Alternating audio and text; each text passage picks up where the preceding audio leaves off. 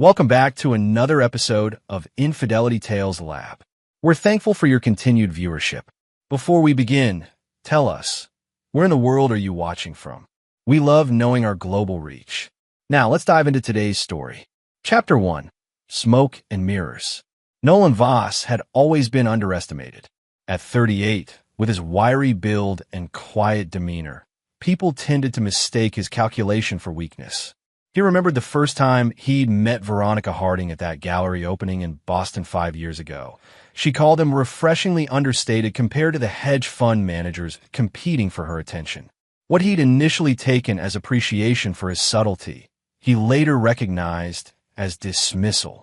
The house on Oakwood Drive was uncomfortably quiet as Nolan pretended to examine quarterly projections for his security consultation firm. In reality, he was studying his wife's expressions as she tapped away at her phone, a half-smile playing on her lips. Their marriage had been cooling for months, but it was the little things that convinced him something more sinister was brewing.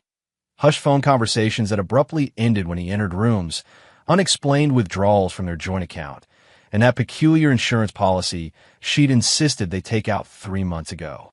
"The plumber's coming tomorrow about that gas smell in the basement," Veronica announced, not bothering to look up from her phone. "Try to be out of the house. You know how you get with these service people, all suspicious and hovering." "Can't," Nolan replied. "I've got the Henderson proposal to finish. Deadline's tomorrow." A lie. The proposal had been submitted last week. Veronica's fingers paused over her phone screen. "Seriously? You can't give me one afternoon without your paranoia?" "It's not paranoia when they've screwed us over before. Remember the electrician who fixed our wiring and nearly burned the house down?" Another fabrication. There had never been an electrician. She sighed dramatically. "Fine. Do what you want.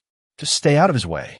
Nolan watched as she retreated upstairs, her posture stiff with irritation. He waited until he heard the shower running before slipping into her home office. The room was immaculate, too immaculate.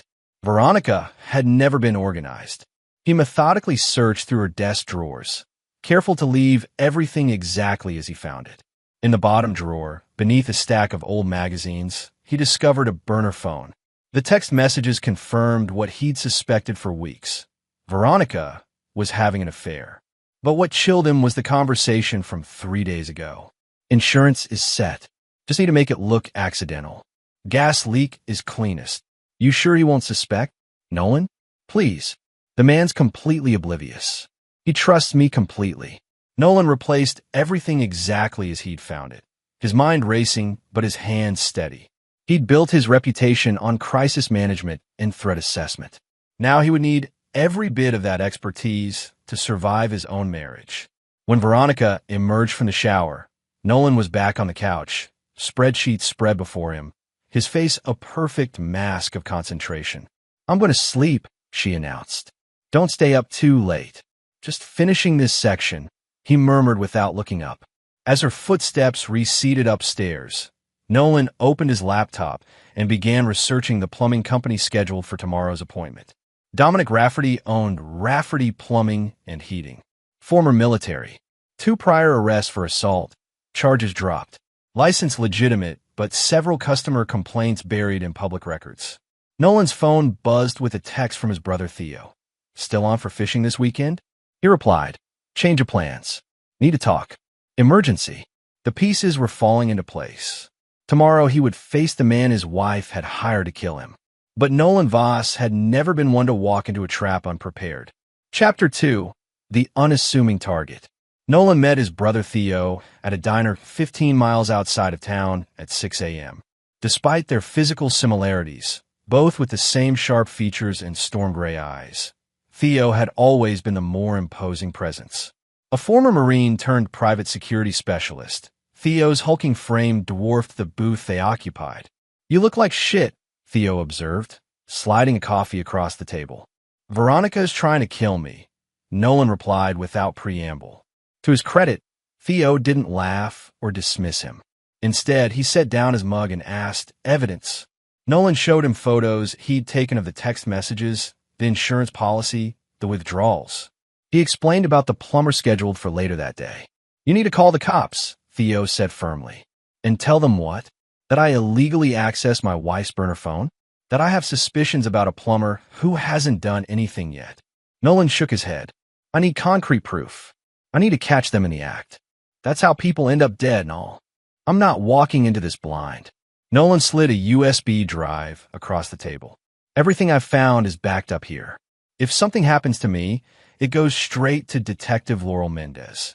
Remember her from the Parkman case last year? She owes me a favor. Theo pocketed the drive reluctantly. What's your plan? I'm going to let them think they're succeeding. Nolan's voice was cold, detached. I'll pretend to nap on the couch when the plumber arrives. Record everything. Then slip out when they're distracted. And then what? Then I dismantle their lives piece by piece. The smile that crossed Nolan's face made even Theo uncomfortable. Nobody betrays me and walks away untouched.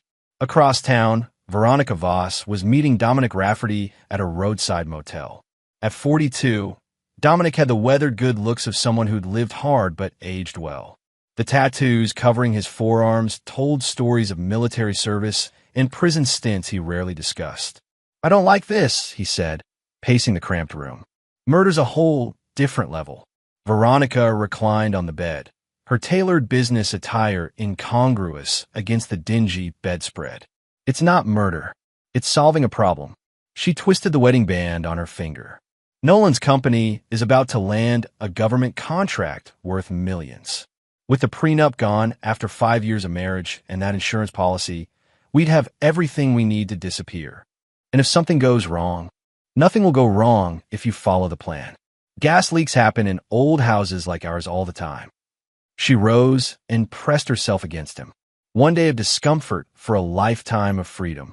Isn't that worth it? What neither of them knew was that Wesley Burke, Nolan's closest friend and business partner, was sitting in a parked car across the street, documenting their meeting with a telephoto lens. The same Wesley who had introduced Nolan and Veronica at the gallery 5 years ago, consumed by guilt over bringing this woman into his friend's life. Back at home, Nolan was preparing. He placed nearly invisible motion sensors at key points throughout the house. He installed microscopic audio recorders in the living room and basement. He prepared an overnight bag and stashed it in a compartment beneath the back porch. Then he settled in to wait for the trap to spring. Chapter 3. The Sprung Trap. At precisely 1:15 p.m., the doorbell rang. Nolan watched from the upstairs window as Dominic Rafferty climbed out of a white van emblazoned with Rafferty Plumbing and Heating. He looked exactly like his license photo, tall, muscular, with a close-cropped beard and the confident posture of someone used to physical confrontation. Veronica answered the door, her voice carrying up the stairs. Mr. Rafferty, thank you for coming on such short notice. Happy to help, Mrs. Voss. Where's this gas smell you mentioned? Basement. But first, let me check if my husband is still working. He can be difficult with service people. Nolan quickly moved to the master bedroom, mussed the sheets, then made his way downstairs to the living room couch. He arranged himself in a convincing sleeping position, eyes nearly closed but allowing a sliver of vision. His phone was recording in his pocket. Veronica appeared in the doorway, studied him for a moment, then returned to the foyer where Rafferty waited. He's asleep on the couch, she said, voice lowered. Perfect timing. Follow me. As they descended to the basement, Nolan silently rose and positioned himself near the basement door, listening. The gas line is over here, Veronica was saying. I've already loosened the connection like you showed me, but I need you to make it look professional. Something that would pass inspection after they find him. And you're sure he won't wake up? Rafferty's voice echoed off the basement walls. I crushed a sleeping pill into his lunch. He'll be out for hours. Nolan smiled grimly. He'd noticed the bitter aftertaste in his sandwich and had quietly disposed of most of it after taking a few bites for show. Once you're done, Veronica continued, we leave separately. I'll go shopping, establish an alibi. When I come home, I'll find him unresponsive from the gas and call 911.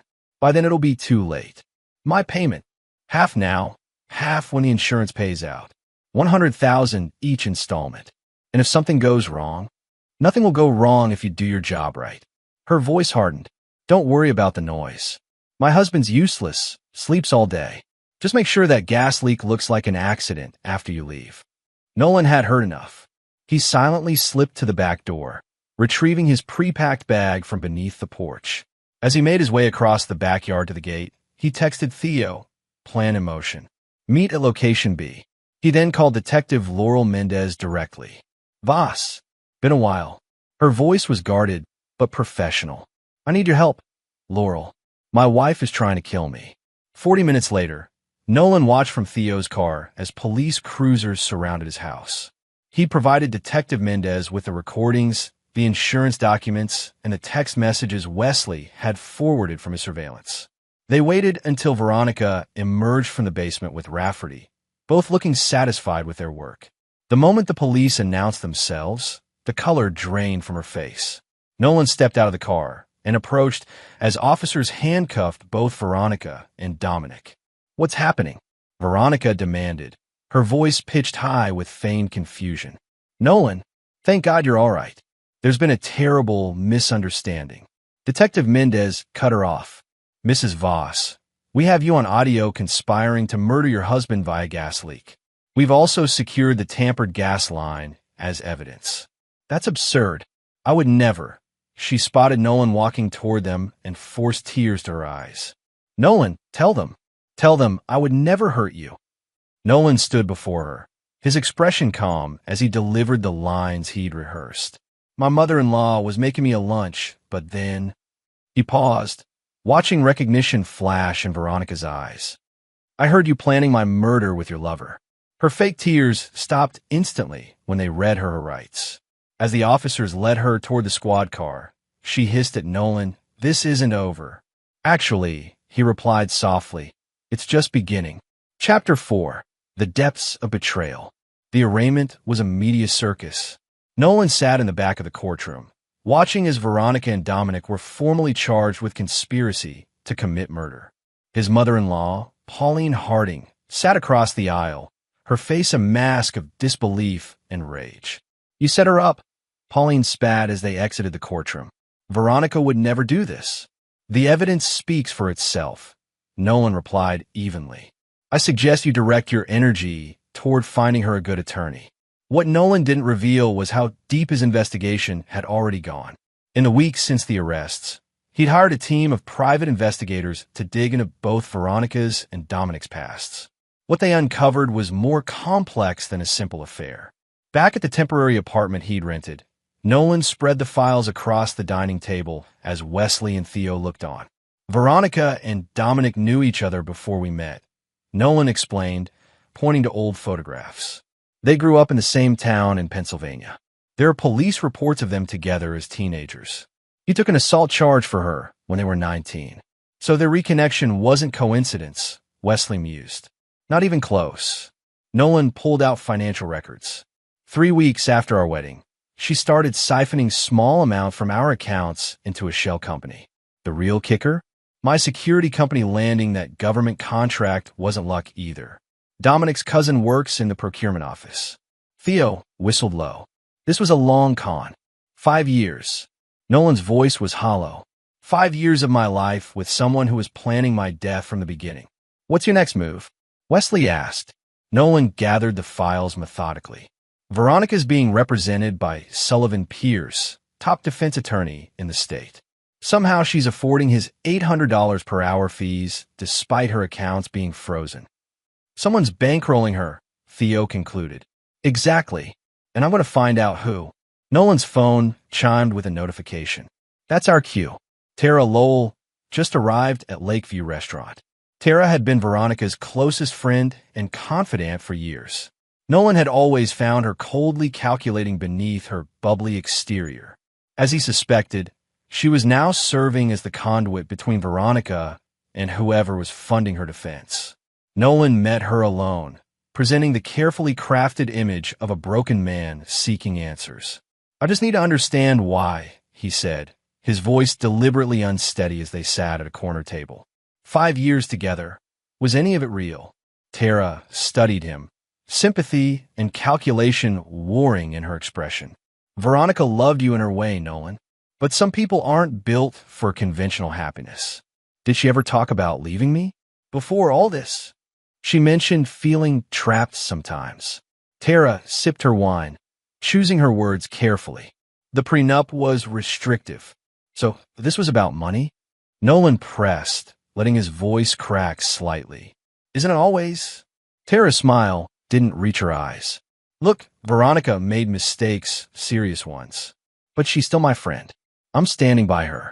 Even if she murdered me, would you have attended my funeral, Tara?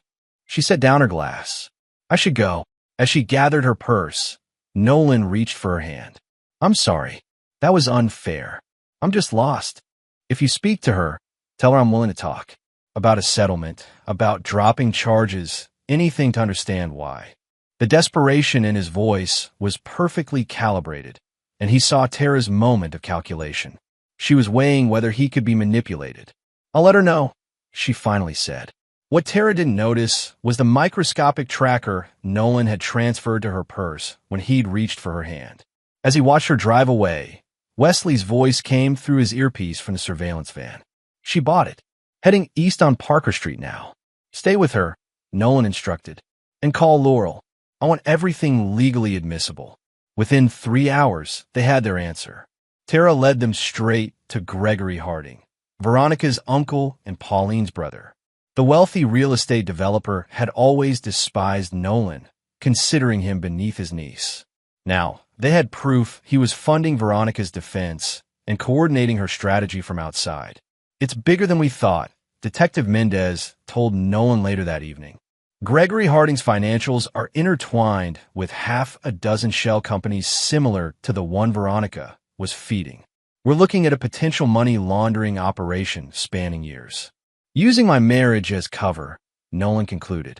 Potentially, Laurel hesitated. We need more evidence to bring charges against Gregory. Right now, paying for his niece's attorney isn't illegal. What do you need? Access to his financial records, communications with Veronica prior to her arrest, anything linking him to the murder plot. Nolan's expression hardened. Give me 2 days. Chapter 5. The Architect's Design. Gregory Harding's estate sprawled across 5 acres of prime Massachusetts coastline. The mansion, with its perfectly manicured grounds and private beach access, screamed old money and privilege. Precisely the image Gregory had cultivated despite having built his fortune through methods that rarely withstood scrutiny. Nolan had never been invited inside during his marriage to Veronica. Now, he stood in Gregory's wood-paneled study under very different circumstances. You have remarkable nerve showing up here, Gregory said, not bothering to rise from behind his massive desk. At 62, he maintained the fitness of a man 20 years younger, his silver hair perfectly coiffed, his tailored suit immaculate. I thought it was time we spoke directly, Nolan replied. No intermediaries. About why you orchestrated a 5-year con ending with my murder. Gregory's laugh was dismissive. Your paranoia is embarrassing, Nolan. Veronica made a terrible mistake getting involved with that plumber, but suggesting I orchestrated anything is absurd. Then explain why your name appears on the incorporation documents for Meridian Holdings. The shell company Veronica was feeding with my money since week 3 of our marriage. The flicker in Gregory's eyes was almost imperceptible. I have investments in dozens of companies. My financial advisors handle the details. And I suppose they also handled the 7 phone calls between you and Dominic Rafferty in the week before he was scheduled to kill me. This time, Gregory couldn't hide his surprise. You're bluffing. Nolan placed a folder on the desk. Phone records don't lie. Neither do the offshore accounts you've been using to move money between your development projects and certain government officials. The FBI finds that kind of thing fascinating. What do you want? Gregory's voice had lost its condescending edge. I want to know why. Was I just a convenient path to my company's government contracts? Or was there something personal? Gregory stood slowly, pouring himself a whiskey without offering one to Nolan. Your security firm was a bonus, not the objective. The reality is much simpler. You were never going to be family. Veronica needed someone pliant, someone who would adore her enough to miss the warning signs. You fit the profile. And the murder plot, an unfortunate escalation. The original plan was divorce after accessing your company's government contracts. Veronica grew impatient. With your encouragement, Gregory shrugged. Time is money, and she always was impressionable. Nolan nodded slowly, processing the cold calculation of it all. You should know I recorded this entire conversation and obtained access to this meeting legally with your secretary's documented permission. For the first time, genuine alarm crossed Gregory's features. You're wearing a wire? Welcome to the 21st century, Gregory. Everything's digital now. Nolan gestured to the innocent-looking pen in his breast pocket. Detective Mendez sends her regards. She'll be arriving with a warrant shortly. As if on cue, sirens became audible in the distance. Gregory's face contorted with rage. You think this changes anything? People like me don't go to prison, Nolan. We own the system you're trying to use against me. Perhaps. Nolan moved toward the door. But I've learned it's not about the system. It's about leverage. And right now, I have all of it. Within an hour, Gregory Harding was being escorted from his mansion in handcuffs, charged with conspiracy to commit murder, money laundering, and wire fraud. The case against Veronica and Dominic strengthened exponentially with Gregory's involvement documented. That evening, Nolan sat alone in his temporary apartment, staring at the wedding photo he still hadn't discarded. 5 years of his life dedicated to a woman who had never loved him, orchestrated by a man who had seen him as nothing more than a stepping stone. His phone rang, Theo checking in. They're all in custody, Nolan said flatly. Gregory, Veronica, Dominic, even Tara for accessory after the fact. That should feel like a win, Theo observed when Nolan didn't continue. It's not enough. What more could you want? They're facing serious prison time. Nolan set down the photo. They took 5 years of my life, Theo. They invaded my home, my business, my bed, all while planning my death. Prison isn't enough. Nolan, Theo's voice carried a warning. You've won. Don't cross lines you can't uncross. But Nolan had already begun formulating the next phase of his plan. Legal justice would never be sufficient for what they had done. True retribution required something more personalized. I'll call you tomorrow, he said, ending the call before Theo could argue further. He opened his laptop and began composing emails to specific contacts, people whose services fell into murky ethical and legal territories. People who could help him ensure that even if his betrayers eventually walked free, they would find nothing of their previous lives remaining. Chapter 6. The Price of Blood. The trial date was set for March, 4 months away. In the interim, Nolan methodically reclaimed control of his life while setting the stage for his comprehensive retribution. His first target was Gregory Harding's empire. Through Wesley's connections in financial journalism, Nolan arranged for a thorough expose of Gregory's business practices to be published in the Wall Street Journal. The article detailed questionable land acquisitions, environmental violations, and testimonies from former employees about coercive practices. While none of these allegations alone would destroy Gregory, they created sufficient smoke to prompt multiple regulatory investigations. Within weeks, Gregory's investors began pulling out. Partners distanced themselves. The Harding name, once synonymous with prestige in Massachusetts real estate, became toxic. Pauline Harding confronted Nolan outside the courthouse after a preliminary hearing. You've destroyed my brother's reputation based on lies, she hissed. I've done nothing but ensure the truth reaches the public, Nolan replied calmly. The destruction is entirely self-inflicted. This vendetta won't bring you peace, Nolan. Peace was never my objective, Pauline. For Dominic Rafferty, Nolan's approach was more direct. Using his security firm's connections with military contractors, he ensured that every detail of Dominic's dishonorable discharge, information previously sealed, became widely available. The reason for that discharge, selling military equipment on the black market, was particularly damning. Additionally, Nolan anonymously funded the legal representation of 3 women who had previously attempted to press assault charges against Dominic. With proper resources and support, their cases gained traction, adding to the mounting legal troubles facing Veronica's accomplice. But it was for Veronica herself that Nolan reserved his most calculated response. Rather than attacking her directly, he systematically dismantled the world she hoped to return to if she ever escaped conviction. He sold their house, donating most of the furniture to veterans organizations. He dissolved their joint investments, using his half to establish a foundation supporting victims of domestic violence. He even adopted the cat she'd insisted on but rarely cared for, giving it to an elderly neighbor who showered it with affection. Most significantly, he gathered every photograph, letter, and memento from their 5 years together and held a ceremonial burning, inviting close friends to witness his symbolic rebirth. The event was covered by local media, positioning Nolan as a sympathetic figure taking healthy steps toward recovery, further isolating Veronica in public perception. "You're becoming obsessed," Theo warned over dinner 6 weeks into Nolan's campaign. "This isn't healing, it's festering." "I'm perfectly healthy," Nolan insisted, methodically cutting his steak. "I'm exercising daily, sleeping well, and my company is thriving. The government contract came through despite Gregory's attempts to sabotage it.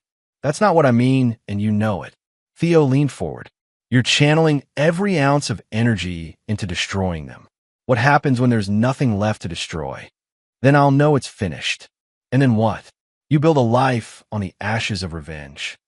Nolan set down his utensils. "They stole 5 years from me, Theo. 5 years of building a life with someone who was plotting my death. What would you have me do? Forgive and forget? No, but there's a difference between justice and obsession. One heals, the other consumes." The conversation was interrupted by Nolan's phone. "Detective Mendez, Veronica's requesting a meeting," she said without preamble. "Says she has information you'd want to hear before the trial." "What kind of information?" "She wouldn't say. Insists on speaking with you directly. No attorneys present." Nolan considered this. "When?" "Tomorrow. Supervised visit at the detention center." After ending the call, he looked at Theo. "Veronica wants to meet." "It's a manipulation," Theo said immediately. "She knows the case against her is solid. She's looking for any angle to improve her situation. Precisely why I'm going. I want to see what she thinks she can use against me now." The following afternoon, Nolan sat across from Veronica in the detention center's visitation room. 3 months of incarceration had dulled her normally immaculate appearance. Her blonde hair lacked its usual luster, and without makeup, the fine lines around her eyes were more pronounced.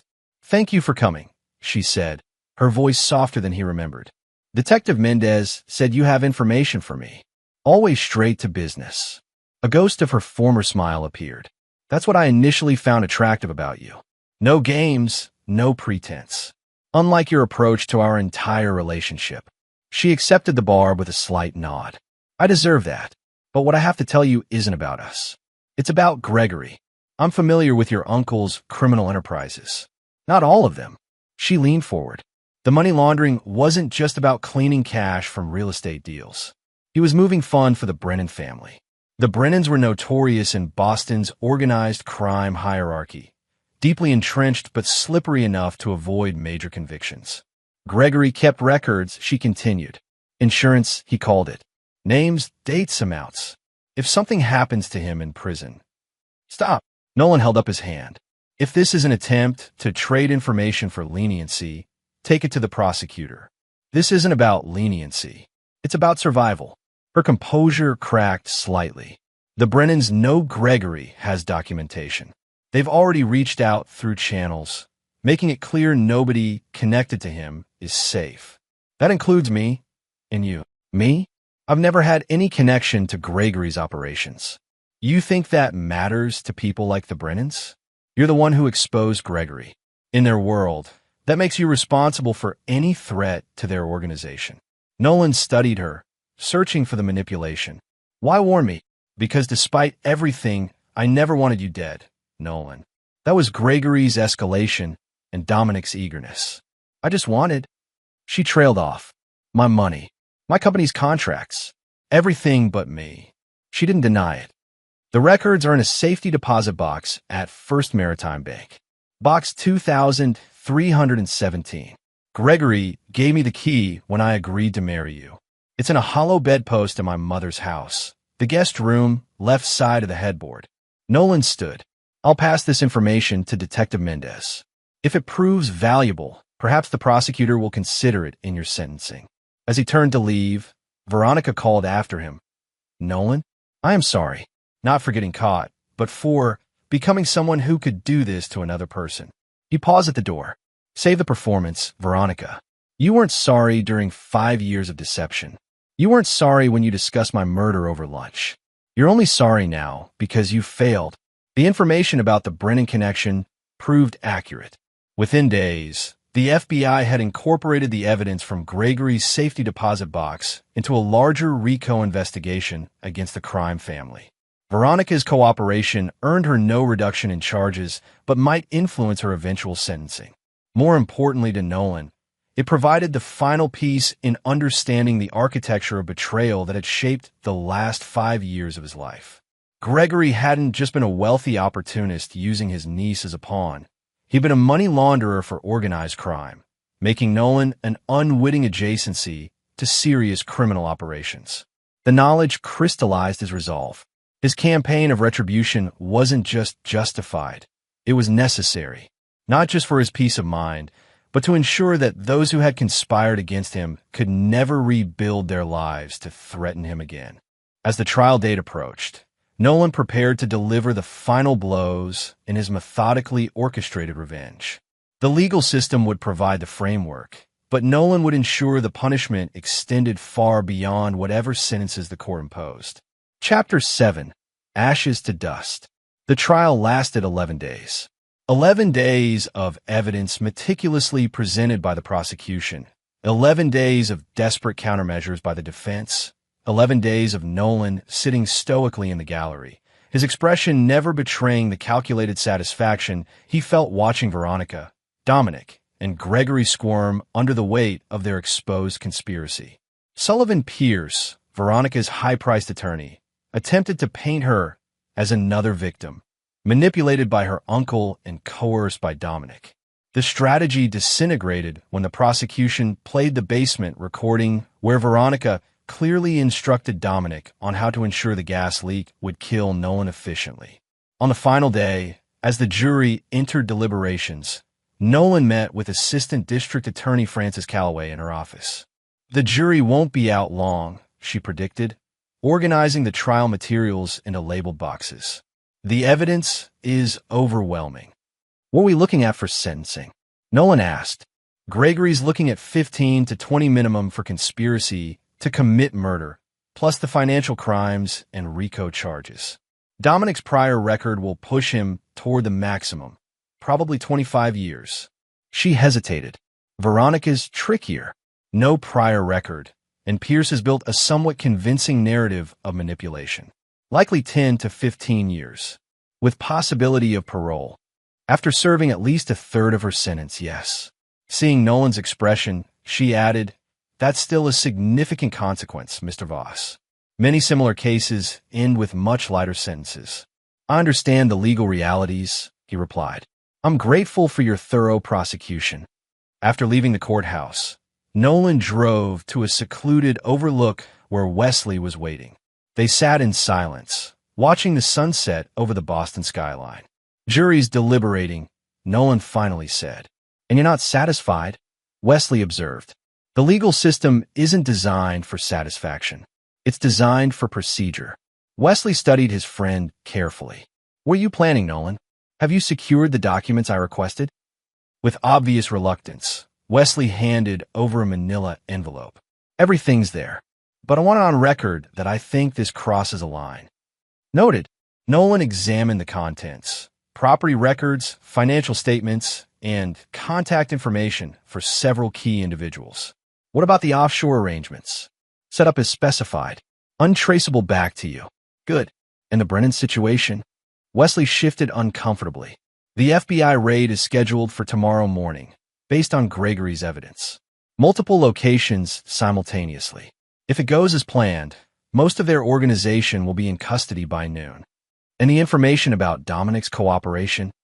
Planted in the system yesterday. By now, it's reached the Brennan lieutenants still on the outside. Nolan nodded, satisfied. The pieces were aligning perfectly. One last thing.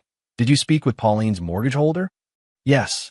Once the trial concludes, They'll proceed with foreclosure regardless of any attempts to renegotiate.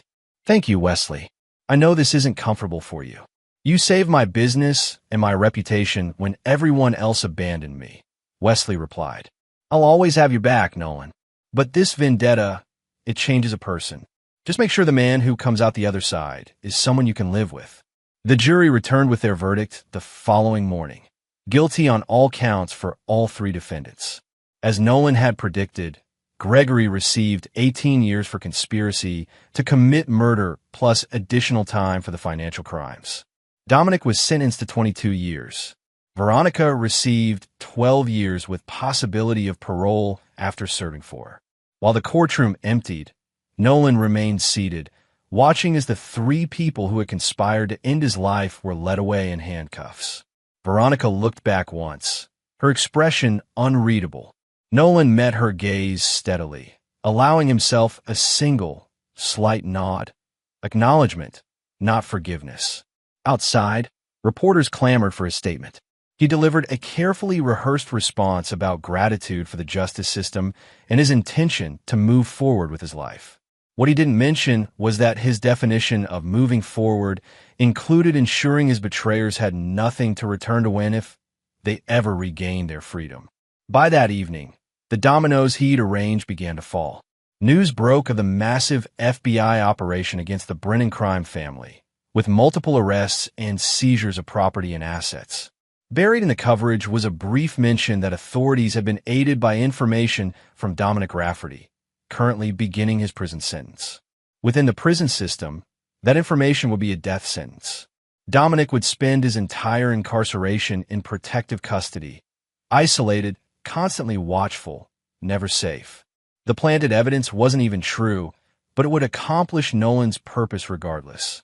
For Gregory, the reckoning came in the form of financial annihilation. While he sat in his prison cell, the offshore companies holding much of his wealth experienced a series of security breaches. Accounts were emptied, transferred through a labyrinth of digital channels before eventually reaching environmental charities Gregory had actively fought against for years. Simultaneously, evidence of tax fraud appeared mysteriously in IRS databases, triggering automatic audits of all remaining Harding assets. By morning, federal liens will be placed on every property, business interest, and account bearing Gregory's name. As for Veronica, Nolan's approach was more personal. Using the legal authority granted to him as her husband before their divorce was finalized, he systematically unraveled her carefully constructed public image. Her social media accounts posted pre-scheduled confessions. Her email sent apology letters to friends and associates detailing her deceptions, and all her personal photos and videos were deleted from cloud storage, erasing her digital existence as thoroughly as she had attempted to erase his physical one. Additionally, he established a substantial trust fund for victims of attempted homicide, naming it after his mother. The foundation would provide support services, legal assistance, and transitional housing, all funded initially by the proceeds from selling the assets Veronica had hoped to claim after his death. The next morning, as Nolan prepared for a meeting with his company's board to discuss expansion plans, Detective Mendez called.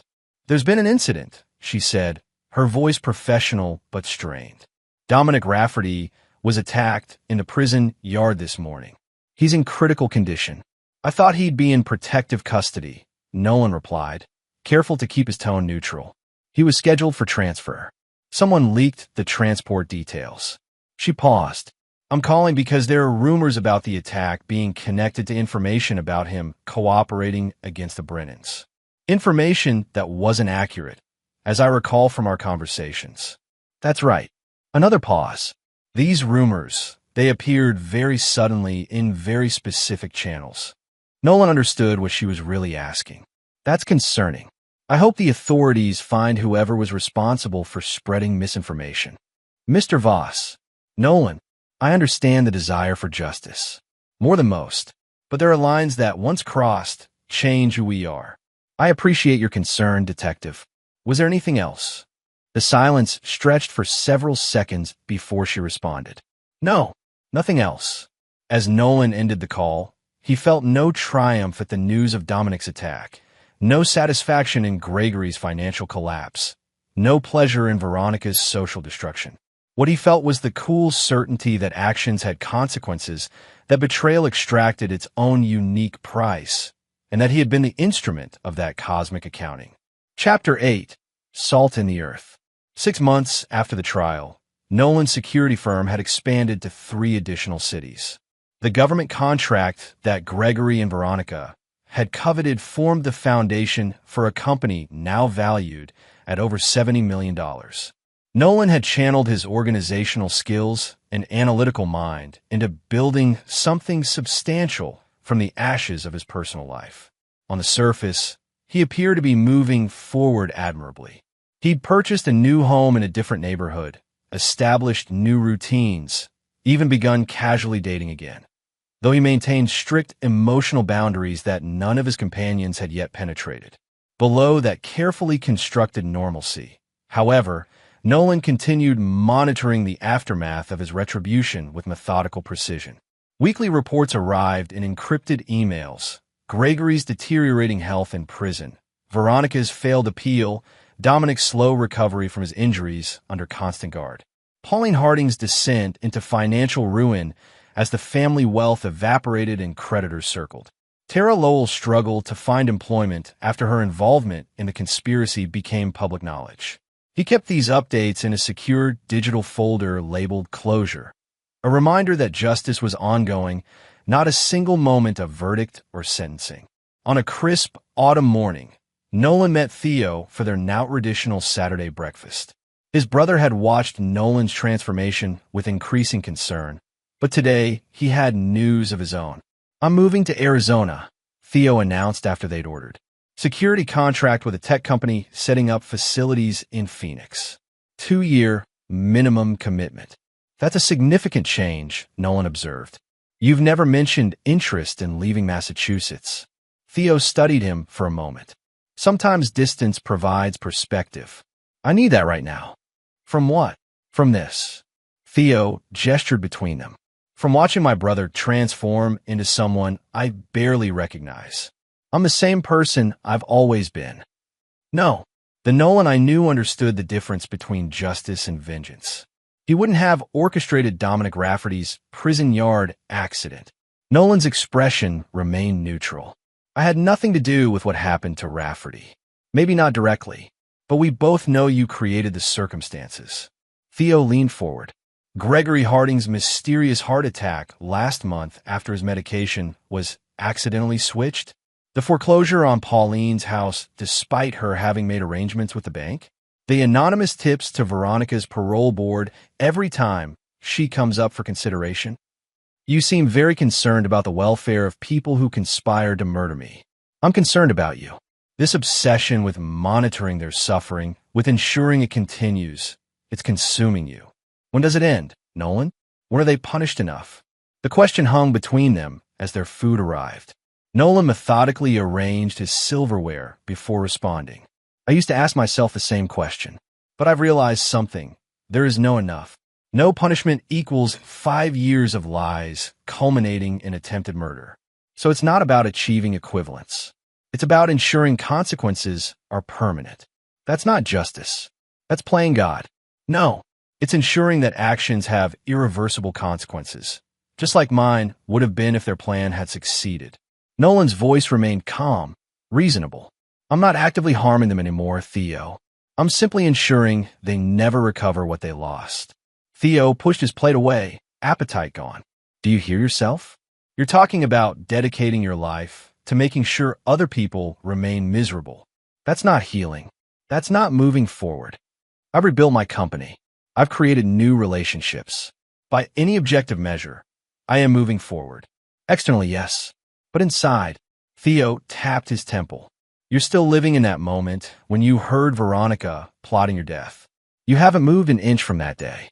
The accusation struck closer to truth than Nolan wanted to admit. He changed tactics. "I appreciate your concern, but this is my life, my choice in how to process what happened. And that's why I'm leaving," Theo replied quietly. "I can't watch this version of you calcify into permanence." The brother I knew understood that holding on to hatred only poisons yourself. The brother you knew was naive enough to marry a woman who spent 5 years planning his murder. Theo stood, dropping cash on the table for his untouched meal. Call me when you're ready to actually heal, not just survive. I'll always be your brother, Nolan. But I can't be complicit in what you're becoming. After Theo left, Nolan sat alone, finishing his breakfast with the same methodical precision he applied to everything now. His brother's words echoed uncomfortably, challenging the narrative he'd constructed around his actions. Later that evening, he found himself parked outside the state correctional facility where Veronica was serving her sentence. He hadn't planned to come here, had actively avoided being anywhere near this place since the trial. Yet somehow, Theo's departure had triggered something unexpected, a need to confront the source of his transformation. He didn't go inside, didn't request a visit. Instead, he sat watching the imposing walls, trying to identify the emotion churning beneath his carefully maintained control. It wasn't satisfaction or vindication, not even anger anymore. It was something hollower, more persistent. His phone chimed with an incoming email, the weekly update on his betrayer's circumstances. Instead of opening it immediately as he usually did, he hesitated, Theo's words replaying in his mind. You're still living in that moment when you heard Veronica plotting your death. You haven't moved an inch from that day. With a deliberate movement, he moved the email to a folder without reading it. Then he started the car and drove away from the prison, with no destination in mind, but a growing certainty that something needed to change. Not his resolve regarding those who had betrayed him, that remained unaltered, but perhaps the space they occupied in his daily thoughts. The energy he dedicated to monitoring their suffering could be redirected toward something more constructive than mere surveillance of their downfall. As he drove through the night, Nolan began formulating a new approach, one that would cement his retribution while freeing him from the need to actively maintain it. A final reckoning that would allow him to truly move forward while ensuring they never could. Chapter 9. Salt the Earth. Winter descended on Boston with particular ferocity that year. 3 major snowstorms had paralyzed the city in December alone, creating a hushed landscape that mirrored Nolan's increasingly contemplative state. In the months since Theo's departure for Arizona, Nolan had methodically restructured his relationship with revenge. He'd stopped reading the weekly reports, instructing his investigators to continue monitoring, but to contact him only if something required his direct attention. He'd established automated systems to maintain the financial and legal pressures on the Harding family assets. And he'd finally filed for divorce, ending his legal connection to Veronica after nearly a year of deliberate delay. Today would mark the final phase of his recalibrated approach. As he buttoned his overcoat against the biting cold, Nolan reviewed his schedule for what he'd come to think of as his closure day. First stop, the attorney's office to sign the finalized divorce papers. Veronica had finally agreed to his terms, relinquishing all claims to any assets acquired during their marriage, accepting lifetime restraining orders, and acknowledging extensive financial penalties should she ever attempt to contact him or speak publicly about their relationship after her eventual release. She's getting nothing but her freedom when she's paroled, his attorney confirmed as Nolan signed the last document. And even that will be heavily restricted by these terms. Has she been notified of the finalization? The prison will deliver the paperwork today. His next appointment took him to the memorial garden he'd established in honor of other survivors of attempted homicide by intimate partners. The foundation he'd created now provided support services in 3 states, with plans to expand nationally. He walked the snow-covered paths, examining the simple stone monument at its center, inscribed with words that had become something of a personal mantra, from survival to revival. Midday found him at the headquarters of his security firm, where the board had gathered for a special announcement. Nolan stood before them, projecting the confidence that had become his trademark in business settings. Effective immediately, I'm stepping down as CEO, he announced, surprising everyone except Wesley, who had been briefed the previous evening. I'll maintain my position on the board, but will be transitioning to a new role as head of our nonprofit division, focusing on security solutions for vulnerable populations. The questions came rapidly. Why now? Who would replace him? Was this related to his personal trauma? Nolan addressed them with practiced calm, explaining that the company's successful expansion provided the perfect opportunity for new leadership while allowing him to channel his expertise into meaningful social impact.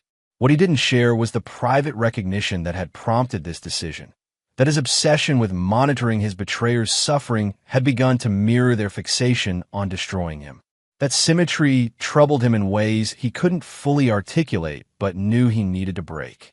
His final stop for the day brought him back to the state correctional facility, this time with purpose. He had arranged a supervised meeting with Veronica, their first since the brief encounter before the trial, over a year ago.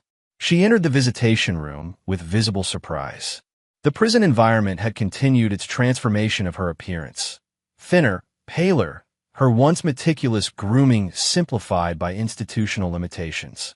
Yet she carried herself with the same poised calculation he recognized from their marriage.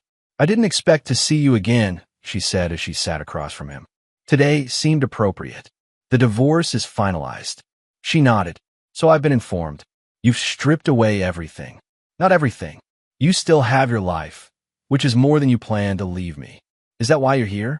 One final opportunity to underscore your victory." Nolan studied her, searching for any hint of genuine remorse. Finding none, he proceeded with his prepared statement. "I'm here to inform you personally that I've established certain permanent arrangements. First, I've created a trust that will systematically challenge any parole application you file. The trust has sufficient funding to continue this process for 50 years. Her expression tightened, vindictive to the end. "Second, I've transferred the majority of my assets to foundations and secured holding companies that can never be accessed by you or any Harding family member, regardless of legal maneuvering.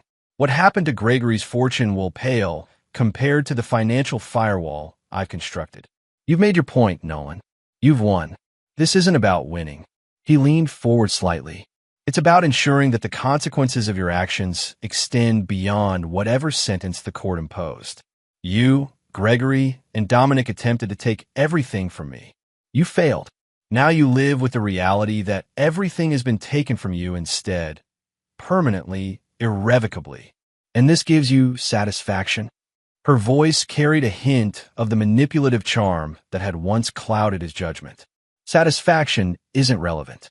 This is simply completion." He stood, gathering his coat. "I won't be monitoring your situation anymore, Veronica. I won't be checking on your appeals or your prison conditions. I've established systems that will maintain these consequences automatically without requiring my attention or energy." "So you're finally moving on?" There was something almost like relief in her tone. "No." His voice was quiet but absolute. "I've already moved on. This is merely confirming that you never will." As he turned to leave, she called after him. "You know, you became exactly what Gregory said you would eventually reveal yourself to be: cold, calculating, ruthless. Maybe we weren't so different after all." Nolan paused at the door. "The difference is that I never would have conspired to murder someone for financial gain. Whatever I've become was forged in the fire you created." Outside, snow was falling again, softening the harsh lines of the prison complex. Nolan stood for a moment, breathing in the crisp winter air, feeling a subtle shift within himself. Not freedom from the past, but perhaps a recalibration of its weight. His phone rang. Theo, calling from Arizona. "I heard about the changes at the company," his brother said when Nolan answered. "Wesley mentioned you're moving into nonprofit work. It seemed time for a change in focus."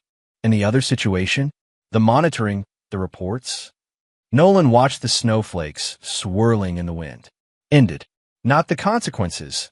Those remain permanent. But my active involvement in maintaining them." Theo was silent for a moment. "That's a start. It's more than that. It's a recognition that revenge can become its own prison.